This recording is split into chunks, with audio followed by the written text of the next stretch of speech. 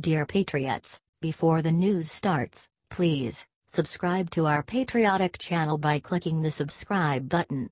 Give us a thumbs up to this video. Don't forget to leave your opinion below in the comments section. Share the news on Facebook and Twitter so your friends see it.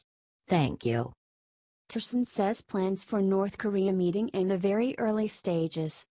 The United States has yet to hear from North Korea after President Donald Trump accepted an invitation to meet with North Korean leader Kim Jong Un last week, Secretary of State Rex Tillerson said Monday. "We have not heard anything directly back from North Korea, although we do expect to hear something directly from them," Tillerson said during a press conference in Nigeria. South Korean officials last Thursday announced that Trump accepted North Korea's invitation. The White House said the meeting would only happen if North Korea agreed to avoid any missile testing and did not object to U.S. South Korea joint military exercises. Tillerson said discussions on the scope of the meeting are still in the very early stages and several steps will be necessary to agree on a location. "I know those are all questions people are anxious to have answers to. I would say remain patient, and we'll see what happens," he said. When pressed on the location of the meeting, Tillerson said no agreements have been reached. "I don't want to start floating ideas out through the media," he said. "I think it's going to be very important that those kind of conversations are held quietly between the two parties." White House Press Secretary Sarah Huckabee Sanders on Monday afternoon said that officials expect the meeting will happen. "We fully expect that it will," she said during the White House daily press briefing. "The offer was made and we accepted. North Korea made several promises and we hope that they would stick to those promises. If so, the meeting will go on as planned." Sanders added that preparations are continuing on a number of levels. "Most of that is in inner administration, an interagency process, and I'm not going to get ahead of any of the details of the where, the when or any of that here today," she said.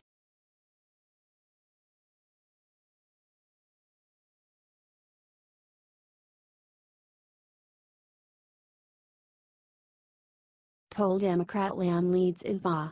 Special election. Pittsburgh, Democrat Conor Lam heads into the final day of the special congressional election in western Pennsylvania with the lead, according to a new public poll released Monday. Monmouth University used 3 different turnout models ahead of Tuesday's special election and Lam has the advantage in all 3 of them.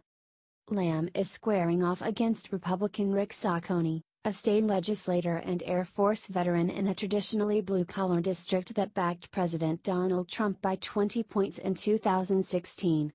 They're competing to replace GOP Representative Tim Murphy, who resigned in October.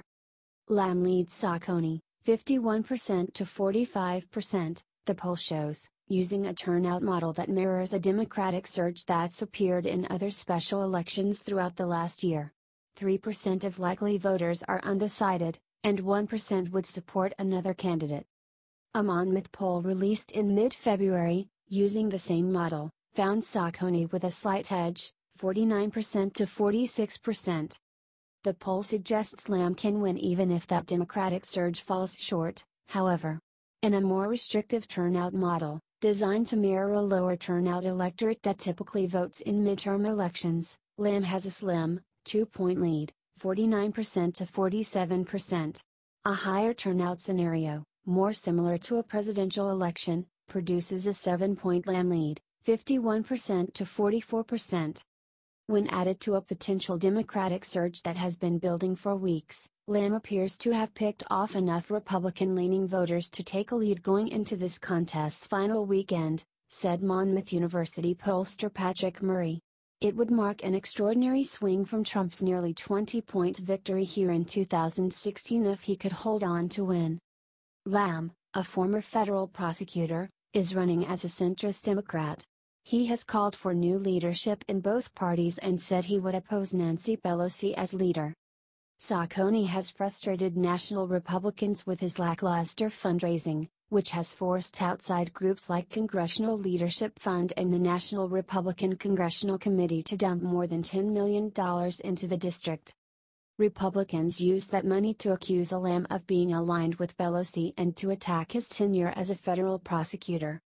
In Citizens United and Vote Vets, both progressive groups, gave Lam some cover on TV ads, totaling $600,000.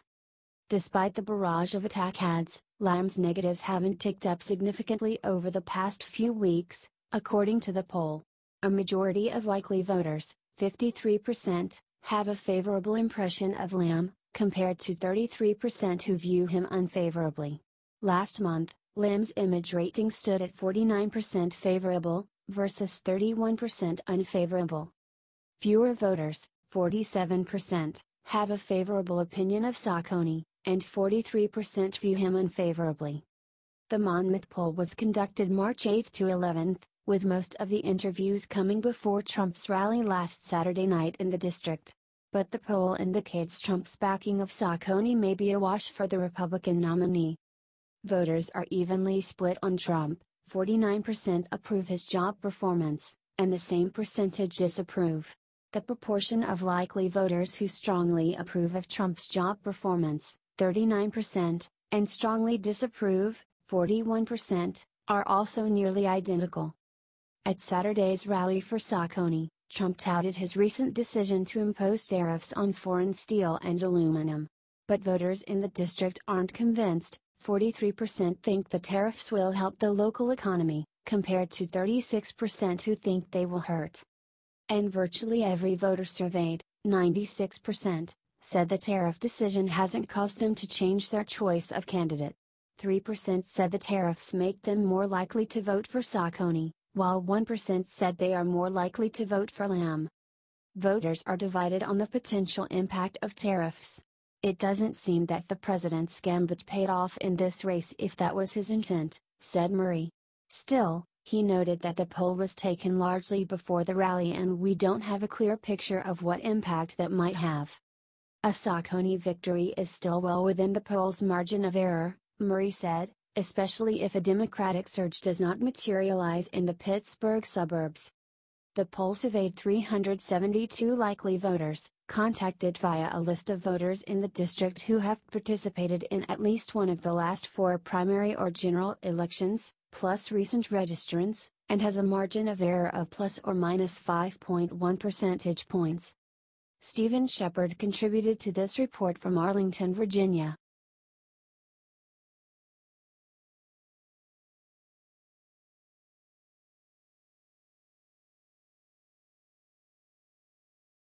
Felix Satter, businessman linked to Trump, claims to have been U.S. spy. A Russian-born businessman with ties to President Donald Trump claims to have been a spy working with American intelligence for more than 20 years, according to a statement a spokesman said he provided to government investigators. Felix Satter said in the statement that he provided extraordinary assistance to our government involving serious matters of national security, posing tremendous risks to my safety and the safety of my family. Satter has been drawn into the investigations into Russian meddling in the 2016 election, which are being spearheaded by Special Counsel Robert Mueller and several congressional committees, because of his apparent ties to potential Trump business deals in Russia. In emails that were reported by the Washington Post last year, Satter appeared to try to convince Trump in 2015 to develop a Trump Tower in Moscow and to visit Russia. He also alleged that he could convince Russian President Vladimir Putin to say great things about Trump, the Post reported. But in his statement, which was first reported by BuzzFeed, Satter, who once went to prison over a bar fight and later struck a deal with the U.S. government to avoid jail time in an unrelated incident, said he had been working for U.S. agencies since the age of 31.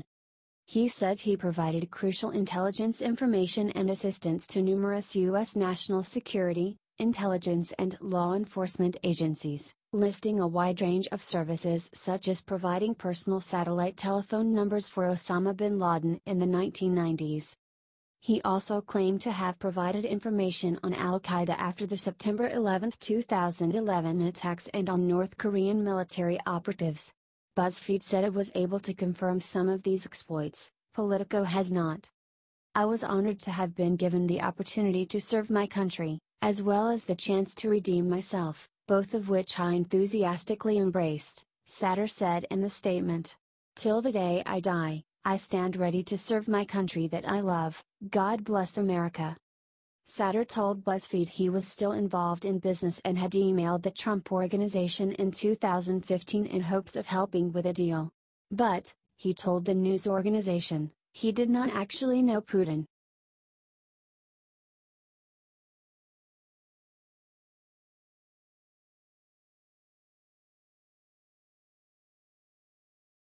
Trump pushes support for Sacco a day before election.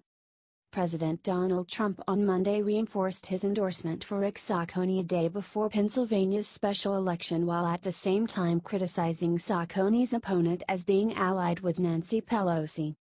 The Pittsburgh Post-Gazette just endorsed Rick Sacco for Congress. He will be much better for steel and business. Very strong on experience and what our country needs. Lam will always vote for Pelosi and Dems, will raise taxes, weak on crime and border, the president tweeted Monday morning. Sacco has been viewed by some in his party as a lackluster candidate, and has struggled despite Trump winning the district by nearly 20 points during the 2016 election. The Post-Gazette's editorial board on Sunday endorsed Sacco.